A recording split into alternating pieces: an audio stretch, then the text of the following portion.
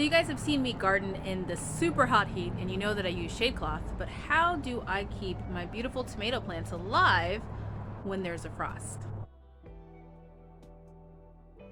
Hi everyone, welcome back to my channel. I'm Shamira Benson, one part of Team Benson, and today it is getting ready to get cold. Tonight is going to get down to 34 degrees, something like that. But it's going to be cold for the next couple of days, getting as cold as I think 31 or 30 degrees, which is a little frosty for my desert garden. So I am going to show you guys what I do in order to get it ready. So first things first, I want to make sure my plants are full of water. When I say full of water, I mean that the leaves are full of water. All of them aren't wilting, they're nice and watered, and therefore they're going to be nice and strong. And when that frost comes and tries to freeze them, they're going to have they're not going to occur so much damage from them. The other thing is lots of cloths. So let's talk about some of these.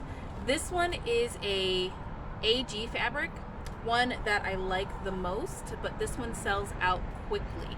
Now this goes over my hoops for my hoop house, and it covers any other part of the garden that I need it to cover, and it does really, really well with insulating a lot of heat.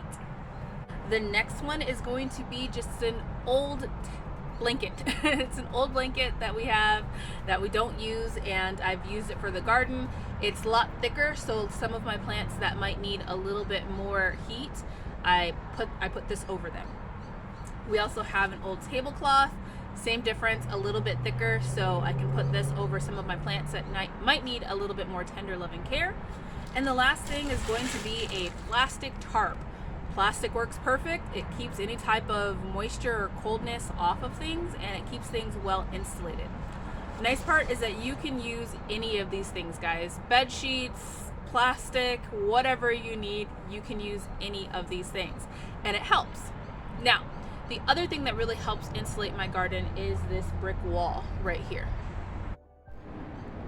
So when I thought about how I was going to plant stuff, I planted things in preparation for this.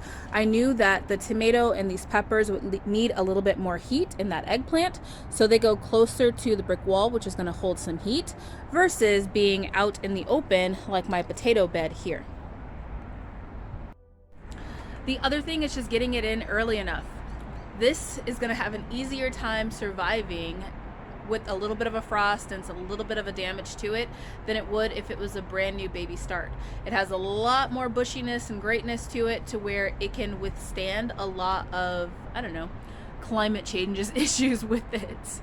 And the last thing is I'm going to cover my plants before the sun goes down, and I'm going to wait until after the sun rises and it has warmed up a little bit before I take it off. That's going to help prevent a lot of damage to my plants, and it's going to keep in a lot of that warmth that was here during the day. Now, it's not going to get like snow on the ground or anything like that, so we are zone 9B in Phoenix, Arizona. So for those of you guys that are in colder climates, you're probably going to incur a lot more damage, even with these tips. But for us desert people, we can have a garden that survives a lot of these colder nights.